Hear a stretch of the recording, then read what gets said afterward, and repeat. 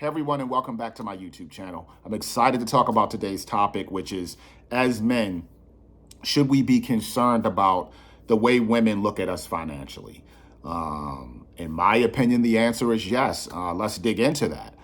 Um, as men, women look at us in several different ways, right? They look at us to be fathers of our children. They look at us to be leaders in our household, not so much the leaders of our household, because you can have, dual leadership as men and women roles, but someone who's going to be able to lead, someone who's going to be able to protect, and someone who's going to be able to provide.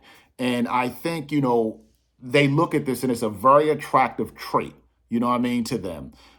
So if you are blessed enough to find a good woman and you are good with your finances, or at least you are on track to being good, she, as a good woman who's managing her finances, is going to be attracted to that. You know what I'm saying? Versus, let's say you're a guy who blows a lot of money, or a guy who can't pay his bills, or a guy who's always behind in this or always behind in that. That may be unattractive to the woman, because if she's on track to get herself together financially, she may not want to be with somebody who's reckless spending and things like that. You know what I mean? So you gotta, watch out for stuff like that. You may miss out on a good woman by not taking care of business at home, is what I'm saying.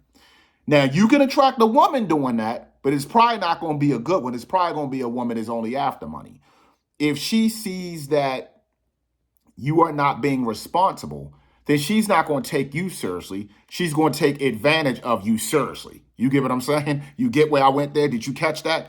She's not going to take you seriously. She's going to take advantage of you seriously, meaning she's going to take advantage of what you are doing. So if you're out buying sneakers, you're out spending money, you're out doing all these things, she's going to take advantage of that. You know what I mean? Because you're taking advantage of it. You're not being serious. You're not paying attention. So she's not going to care. And I personally know people like that to this day that are in their 40s to do that. I knew a guy in his 20s that was doing it, which is understandable back then, but not so much understandable now. So I think that, being a man and paying attention to your financial wellness and building towards something is an important part of not only your individuality, but your ability to connect with the woman who's doing the same thing. You don't want to be the problem, in your marriage or in a relationship that's going to lead to marriage. You don't want to be the weak link in the chain, is what I'm saying. You don't want to be the crutch that's holding someone back. You want to be able to build with someone. Yes, you can have debt. Yes, you can have bills, and so can she. But as long as the both of you are building towards something and you're on the same page with your budget, you're going to be fine. But if you are a spender and you're reckless and you're just not paying attention to what you're doing as a man, is what I'm saying, you're going to attract a different type of female with that. So let's go there. All right. So let's call this gentleman Joe Rockhead.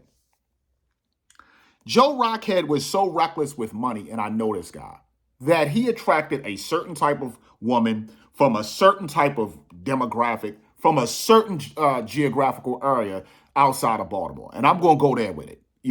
Now, every woman he met came from this area. Every woman he met came with the same lines. Every woman he met came the same way. Every woman he met had almost the same name. I'm not lying. Their name was Jen. I mean, every girl he met name was Jen. I don't know if their mother's mother, grandmother's mother's mother, mailman down the street. I don't know, but every last person this man knew name was Jen. I never even met a Jen except for one. You know what I'm saying? So to me, it was just like a constant thing with this guy. And every one of them used him for money. And he didn't even have money like that. It was a family thing for him. But it was just a point that, Joe Rockhead was sitting up there like, okay, yeah, we can do this. Yeah, we can do that. He had a lot of kids with these women and things like that. But he got taken advantage of because he didn't take his own life seriously. So finally, Joe Rockhead settled down with another Jen. You get what I'm saying? And the thing that really crippled on this one was he couldn't provide. Like, he couldn't provide for his family. And she was like, the gens, you know what I mean? The gens, unfortunately, in this generation, the gens did not work. They didn't want to provide. They didn't want to do anything. So it was all on him. And this man got hit up for so much money, for so many stupid things and dumb decisions. It's just like it crippled him. Thank God for parents, that helped him out, but it was just a bad situation for him. And that's my point. Like, if you don't care about your finances, she's not going to care about your finances. If you care about your finances, you're more willing to attract a woman that's going to care. You know what I'm saying? You're going to weed out the women that don't. You're going to make better decisions.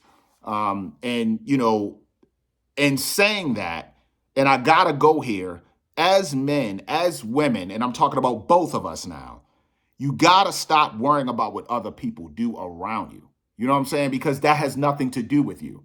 You know, I know people that brag. I know people that have more than what I do. I know people that make more than what I make. But that doesn't distract me or deter me from my goals of moving to the town that I want to this year and buying a house in that town going into next year. It doesn't persuade me any bit. It doesn't affect my ability to do that. I focus on my goals and what me and my fiance plan to do, and that has been the vision for me. That's what the savings challenge is about. That's what all the things I do financially is about. It's about building towards goals that we have, not what everybody else is doing. I respect what they're doing. I admire what they're doing, but I really could care less because it doesn't have anything to do with me and my goals and my ambitions. And I say that because I have people that I know personally, people that I've worked with, people that I've known for many, many years who are in different situations as mine. I can't sit here and compare my situation as an individual who's supporting himself on his own by himself. Again, I'm engaged to be married, but we are independently supporting ourselves. So we don't live in a house together, or we don't live in the same place to where we're splitting rent and splitting bills and things like that. So because of that, I can't compare my situation to someone who is in that situation. And I'm going to repeat what I said on my budget video. If my rent is $1,500, right? And I bring home $3,000 a month, then I have to take $1,500 out of my salary and pay my rent or pay my mortgage. You get what I'm saying? But if you have a married couple who makes, you know, $6,000 a month combined, and the rent is $1,500 or mortgage is $1,500, they're each kicking out of their budget what, $750? So they're going to have more money at their at their disposal than I would, because they're splitting the bills. There's nothing wrong with that. It's a good thing. It's good money management. It's great. But what I'm saying is it is different from somebody who's an individual. So if you're an individual and if you're struggling, don't be down on yourself. Don't be so hard on yourself, because you're doing what they're doing by yourself. You're doing the exact same thing that they're doing, but you're doing it alone. So applaud yourself for being that strong individual. A guy once told me, and I knew this guy very well, actually it was Joe Rockhead's father, told me that, if you can cook for one, you could cook for two. If you could cook for two, you could cook for three. Try to live off, and my mom has always said this as well, try to live off of one income. Try to build your life as if you are a one income family, even if you're a two income family. Live like you are, on a budget, even if you don't have to be, because that allows you to have so much flexibility and build so much more for yourself and for your family. My mom, single mom, I'm an only child, I'm my mom's only son. And I remember sitting in class, and it was I can't remember the name of the course that I was in, way back, showing my age here, but we had to go home and we had to do this budget on what our parents made and what the bills were and what they used for our tuition and mortgages and things like that, and present it to our teacher and present it to the class. So people were getting up saying, my mom makes $14,000, my dad makes $18,000. My mom makes $20,000, my dad makes $25,000. My mom was above those incomes combined, meaning that my mom alone was making more than these individuals as parents. And the thing that I learned from that is she had it harder, because even though she made more, she was doing the same thing. She was supporting a mortgage. She was, putting me through Catholic school, paying car insurance for both of us, paying for cross country and track trips and things like that. And she was doing all of this alone. So we really couldn't compare that budget to like somebody else's budget who had one person helping, another person helping. They were kicking out less. It was just different for them. So, try to stay positive on that. As men, we do have to look out for what we do financially. We do have to value our money. And be the individual, man. Be smart. Don't be wasteful and don't depend on other people to take care of you. Don't feel the need to be such, put yourself in a box where you feel like you can't.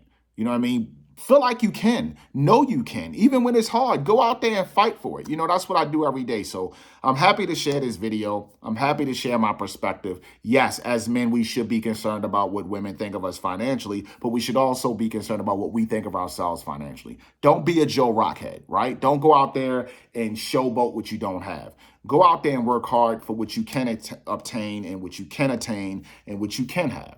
And focus on that and build from there. Everybody stay tuned for my next video, man. Peace.